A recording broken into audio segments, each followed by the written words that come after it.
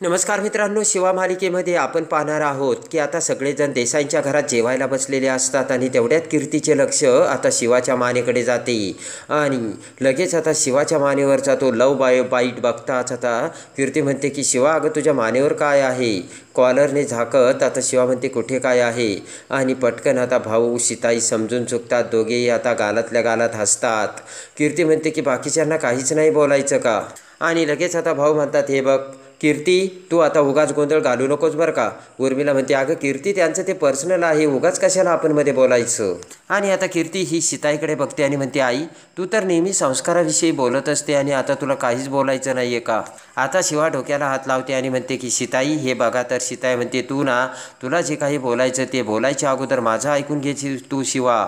सीताई म्हणते की त्याचं काय आहे, हा विषय तुमच्या दोघांमधला आहे आणि तो तुमच्या दोघांमध्येच राहायला हवा. कीर्ती म्हणते बरोबर आहे, पण उगाच दुसऱ्यांसमोर त्याचं प्रदर्शन नको. तर सीताई म्हणते, कीर्ती तू कशाला मध्ये बोलतेस? सीताई म्हणते, कीर्ती या गोष्टीचा एवढा बाऊ करायची काही गरज नाहीये. त्या दोघांचं लग्न झालेलं आहे आणि इथे आपण सगळेजण घरातलेच आहोत. आणि लगेच आता सीताई म्हणते, हे बघ कीर्ती, संस्काराबद्दल तर तू बोलूच नको. कधी कधी आम्हाला वाटतंय ना आम्ही तुला संस्कार करण्यात कुठे चुकलोय. सीताई म्हणते, त्या दोघांचं आता लग्न झालंय आणि तू त्या दोघांबद्दल जे बोलतेस ना त्यात त्यांचं काय चुकलंय? भाऊ म्हणतात, कीर्ती तुला जर काही कामं नसेल ना तर मला सांग, मी तुला कामं देत जाईल.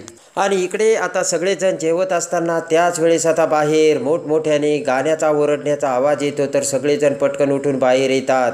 पाना गँग आता रॉकीला खांद्यावरती घेऊन नाचत असतात आणि म्युझिक लावलेले असते. तो सगळा नजारा बघून आता आशू शिवा पुढे येत म्हणतात, हे सगळं काय आहे? तर लगेच आता पाना गँग म्हणतात की अरे आपला रॉकी IAS झाला, एक्झाम पास झाला. आणि ते ऐकताच आता शिवाला एवढा आनंद होतो. तर पटकन शिवा आता पळतच येत रॉकीला मिठी मारते आणि म्हणते की अरे भावा, हे तर होणारच होतं. आणि शिवासुद्धा आता नाचू लागते.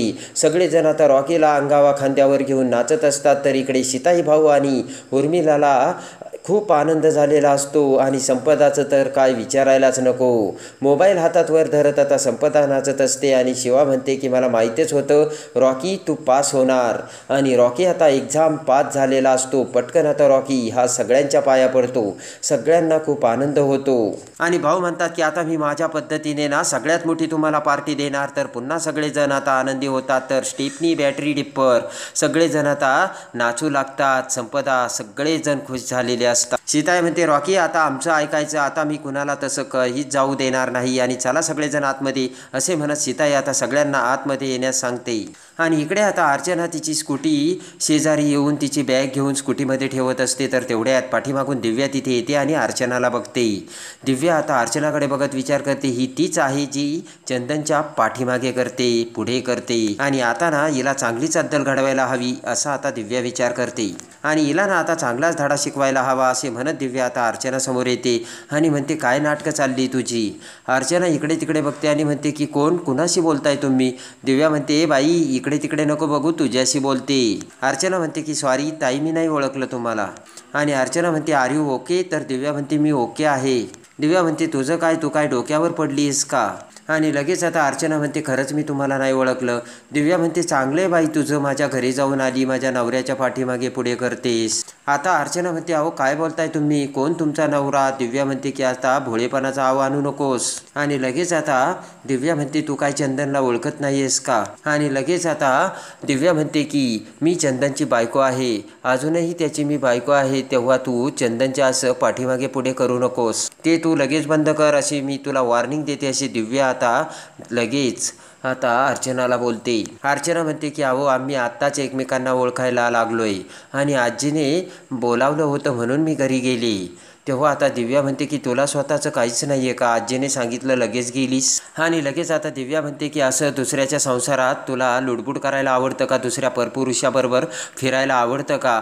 तर आता अर्चना म्हणते की सॉरी, तुमचा काहीतरी गैरसमज होतो, माझा अशा काहीच डोक्यात नाही आहे. दिव्या म्हणते, प्लीज तुमचं हे बंद करा, माझ्या संसारात अशी ढवळाढवळ करू नका. तर अर्चना म्हणते, नाही तुमचा गैरसमज होतोय. आणि अर्चना म्हणते की माझ्या मनात असं काहीच नाही आणि इथून पुढे मी नाही भेटणार चंदनला. इकडे आता शिवा ही सीताई आणि भाऊंना एकांटी बोलावते आणि म्हणते की मला ना आमच्या सरांबद्दल बोलायचं. सीताई म्हणते, काय झालं शिवा, तुला काही अडचण आहे का? तेव्हा आता शिवा म्हणते की मला नाही अडचण, सरांना अडचण आहे. आणि घडलेली हकीकत शिवा आता सीताई आणि भाऊंना सांगते. ते ऐकताच आता सीताई म्हणते, शिवा तुझं अगदी बरोबर आहे, अशाच लोकांमुळे शाळा उगाच बदनाम होतात. भाऊ म्हणतात, ते जाऊ दे, तुझ्या डोक्यात काय आहे शिवा? शिवा म्हणते, मी अजून काहीच नाही ठरवलं, तुम्हाला अगोदर विचारूयात असं मी विचार केला आणि तुम्हाला सांगितलं.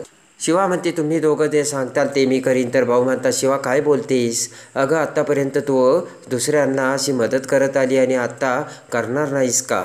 आणि आता लगेच भाऊ म्हणतात, हे बघ, तुला काही लागलं तर आम्ही आहोत, तू पुढे हो. तर आता शिवा खुश होते. आणि त्यानंतर आता इकडे दिव्या पुन्हा तिची जॉबसाठी आता ऑफिसमध्ये येते. तर मॅनेजर तिथे बसलेला असतो. दिव्या आता सगळं शेड्यूल मॅनेजरला सांगते.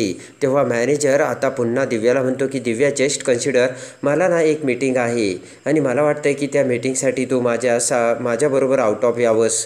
तर आता दिव्या म्हणते की, हो मी आले असते सर, पण माझी बहीण ना आत्ताच मला भेटायला येते आणि त्यामुळे मी आत्ता या मीटिंगला सध्या तरी नाही येऊ शकत. तेव्हा प्लीज कन्सिडर केल्याबद्दल धन्यवाद. काही प्रॉब्लेम तर नाही ना? मॅनेजर आता डचकतच म्हणतो की, नाही नाही, तसं काही प्रॉब्लेम नाही आहे, पण मला वाटत होतं. तर आता दिव्या म्हणते की, यावेळेस जाऊ द्या सर. तर लगेच आता मॅनेजर म्हणतो, ठीक आहे जा तू.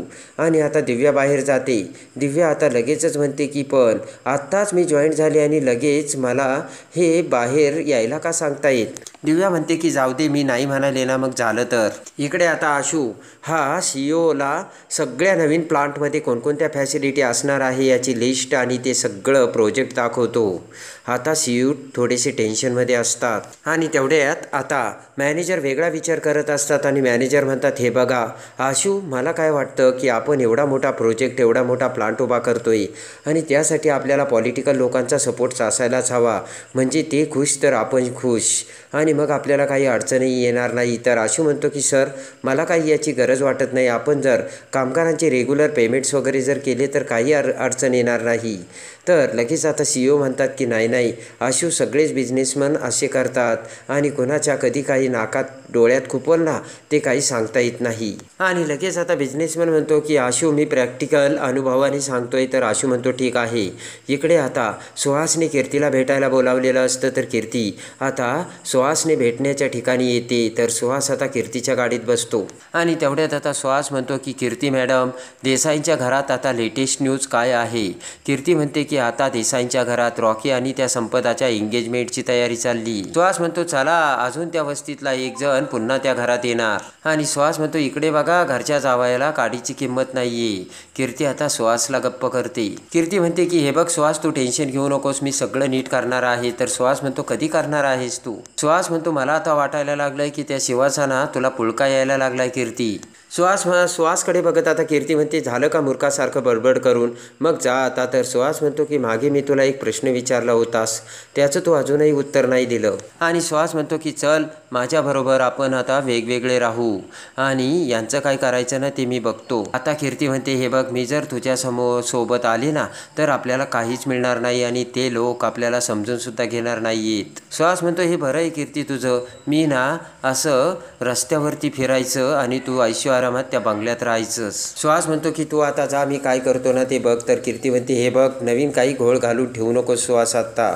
इकडे आता शिवा ही स्कूलमध्ये येते आणि शिवाने आता शांता काकूसाठी आता अंथरूण आणि पांघरायचे कपडे आणलेले असतात. तेव्हा आता शांता काकू म्हणते की, अगं कशाला आणलेस? शिवा म्हणते की, अगं एवढं इथे पाऊस येतोय, वारा आहे आणि म्हणते कशाला आणलेस? तर आता लगेचच शांता काकू म्हणते की, अगं माझे पोटचे पोरंसुद्धा करत नाही एवढे आणि बायका झाल्या आणि बायकांच्या ताटाखालची मांजर झाली ती. तेव्हा आता लगेच आता शिवा म्हणते की, कुठं राहतात तुमचे मुलं? मला सांगा, मी त्यांच्याशी बोलते. तेव्हा आता शांता काकू म्हणते की, जाऊ दे, मलाच त्यांच्याकडे नाही जायचं, मला आता कंटाळा आला आहे. इथेच मी अजून काहीतरी धुणी भांडं दुसरं काहीतरी काम बघेल आणि करेन. शिवा म्हणते की, हे बघ शांता काकू, मी ना तुझी वस्तीत राहायची सोय करीन. शांता काकू म्हणते की, अगं कशाला एवढं करतेस? तर आता शिवा म्हणते की, हे बघ, तू आता काहीच बोलू नकोस. आणि शिवा ते कपडे आता शांता काकूला देते आणि खाण्यासाठीही आता शांता काकूला शिवाने आणलेलं असतं. इकडे आता बिझनेसमनसाठी आणि पॉलिटिक्स लोकांसाठी आता सीईओने पार्टी अरेंज केलेली असते आणि लगेच आता सीईओ आशूला येण्यासाठी सांगतात. तर आशू म्हणतो, नाही, मला ॲक्च्युली हे आवडत नाही आणि मी नाही येत. ॲक्च्युली भाऊंना मी लहानपणापासून प्रामाणिकपणे काम करताना बघितलं आहे. तेव्हा आता सीईओ म्हणतात, पण आता टाईम इज चेंज. तर आता आशू म्हणतो की, काळ आणि वेळ जरी बदलला तरी प्रामाणिकपणा तोच आहे आणि आणि मी त्याच्याच मार्गाने चालणार. तर आता शिव म्हणतात ठीक आहे मी जातो. तर आशू म्हणतो की मी तुमच्यासाठी तुमच्याच रोडच्या रेस्टॉरंटमध्ये पार्टी अरेंज केली आणि सगळी काही अरेंजमेंट केलं आहे, तुम्ही काहीच काळजी करू नका. तर आता लगेच आता शिव पार्टीला जातात आणि आता रॉकी आणि संपदा यांच्या एंगेजमेंटची आता देसाईंच्या घरात कशी तयारी होते आणि आता त्यांच्या दोघांची एंगेजमेंट कशी शिवा लावून देते हे बघण्यासाठी आणि शिवा मालिकेच्या डेली अपडेटसाठी आपल्या चॅनलला लाईक